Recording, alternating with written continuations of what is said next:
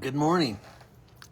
Welcome to Midweek Musings here at Trinity Heights United Methodist Church. I'm Kent Little, pastor. It's good to have you join me. Whether you're joining me live in this moment or whether you find this later, it'll be recorded and it'll be on our Facebook page as well as on our YouTube channel. So anyway, it's just good to have you with me, whether, like I said, whether you're here in this moment or you find this a little later. So I hope everybody had a good Christmas. We had a very nice Christmas Eve service here at the church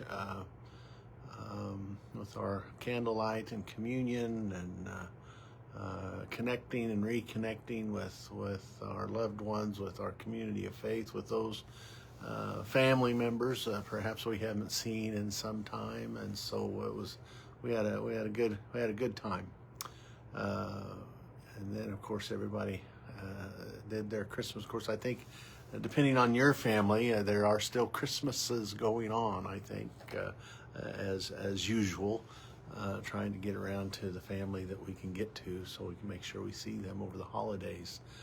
Trudy and I drove up to Kansas City, to DeSoto, Kansas, which is between Lawrence and Kansas City, and spent the weekend up there with our two boys and daughters-in-laws and our three granddaughters. And so we had our Christmas, and it was a good time, a few days away, and always good to hang out with our kids. So anyway, and now we're back. I was reading the other day on social media. There was a thing, I can't remember, I can't quote it exactly, but it basically said something to the effect of this week between Christmas and New Year's is that week that everybody or nobody knows what day it is for sure. We have eaten too much. We have celebrated perhaps more than we usually do. We're still trying to figure out, we're trying to get ready to write a new date. And once we get to tomorrow, the first day of 2026, we'll write the wrong date for a little while. In fact, I just did it. I just wrote a check the other day that I need to mail in January, but I was going through some things, and so I went ahead and wrote the check, and of course I wrote the check for 2025. Anyway, so that this is kind of a, I don't know if you want to call it a liminal week, where it can feel odd in terms of, if you had some people take vacation this time of year, some people have some of these days off, that their business or whatever is closed for maybe not the whole week, but at least a portion of the week between Christmas and New Year's, so it can kind of feel we're kind of in limbo, if you will, and so I hope in these liminal days, in these limbo-ish days, you can find not only time to connect and be with family and celebrate and share love of friends and family, but also get some rest. Take some time for yourself. Get in what I call a sacred nap. So anyway, that's kind of where we are.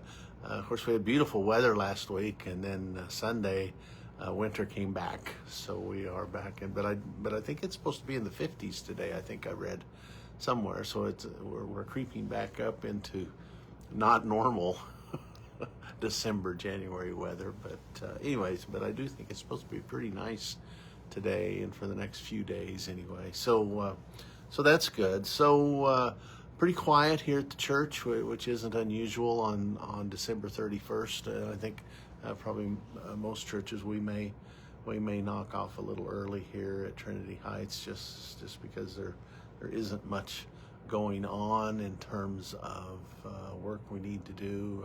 I think our office has the bulletins and communications all sent out, and in fact I think they've been working ahead. She's been working ahead, have those kind of things done out a few days. So anyway, we may wander off a little earlier than usual on this New Year's Eve day. So anyway, this coming Sunday, of course, there's not much going on here at the church. I think we did have our regular exercise class met Monday. Some of the quilters were here Tuesday. I don't think I've heard the phone ring yet today here at the church, and I don't think there's been anybody in other than Diane and I. So pretty quiet, and that's not all bad.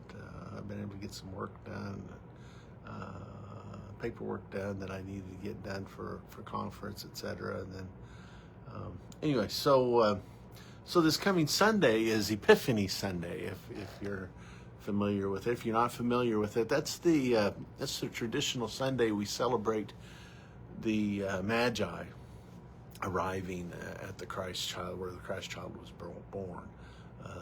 Sometimes we refer to them as the wise men, three kings, though there's really no evidence that they were actually kings. The scripture text refers to them as magi, or magicians, if you will.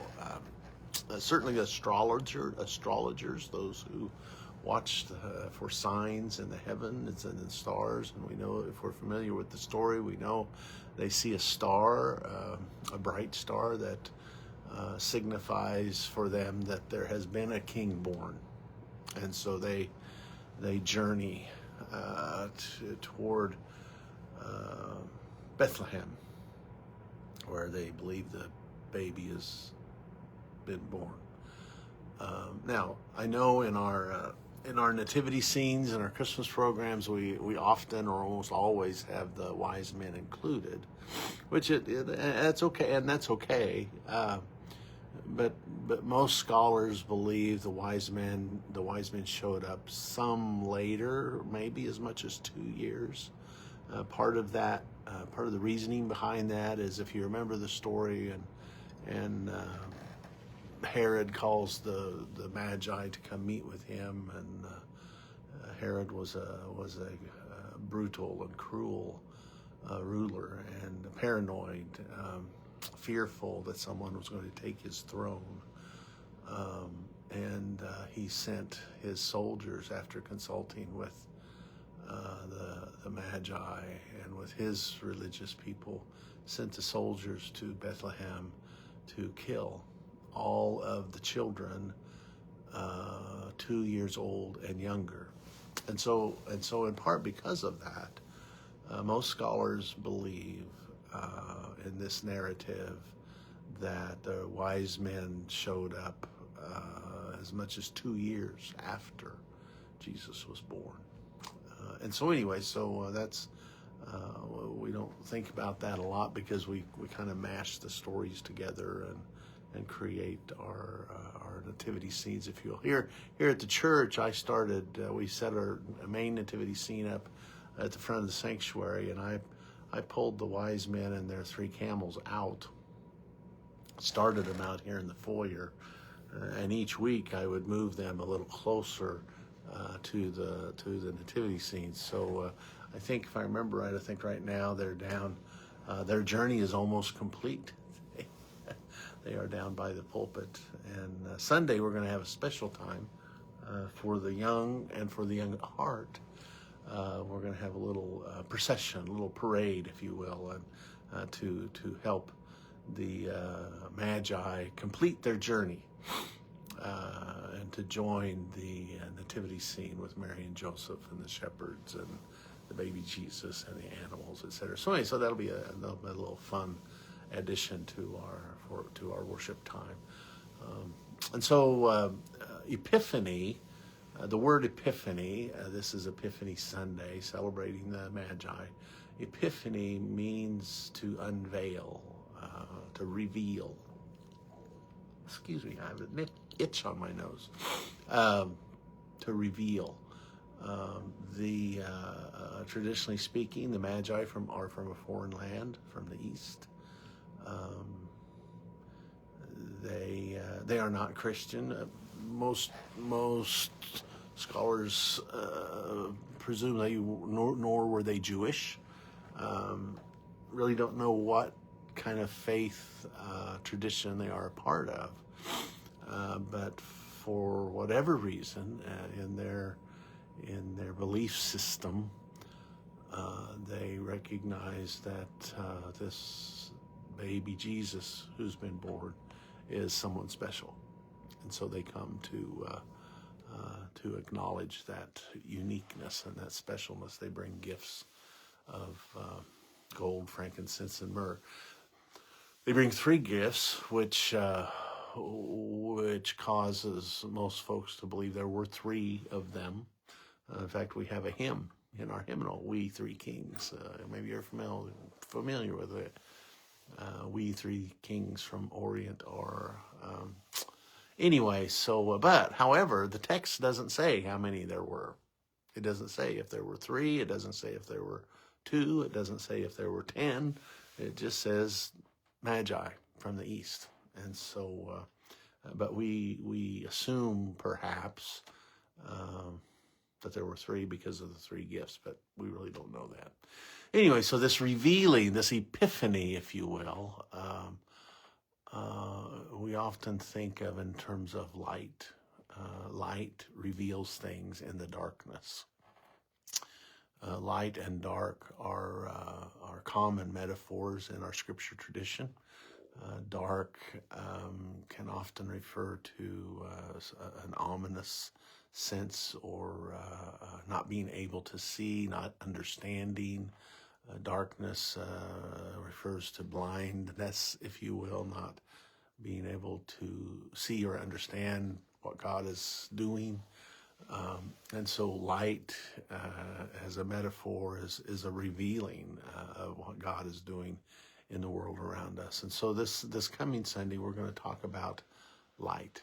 And we'll probably talk a little bit about darkness too, because obviously without darkness, how would we know the light? Or without the light, how would we know darkness? Anyway, so we're just gonna talk a little bit about the metaphor of that, and how that helps us in our journey of faith, following the Christ child who has come into the world, born again in our hearts, if you will, every year after we've celebrated that on Christmas. And so we're going to talk a little bit about how that light, how we follow that light, how we Jesus said in the scripture tradition that we are the light of the world, that we are to be lights, if you will, in the world where brokenness and heartache and injustice are prevalent. And so part of our calling is to shine the light of Christ, shine the light of the divine in those dark places of injustice and inequality and poverty, etc., that all might know, that all might have enough, that all might be treated well and justly. And so anyway, so that's what we'll do Sunday, this coming Sunday on January 4th, first Sunday of the new year. So that's really about all that's going on at the church right now, other than just normal everyday activities.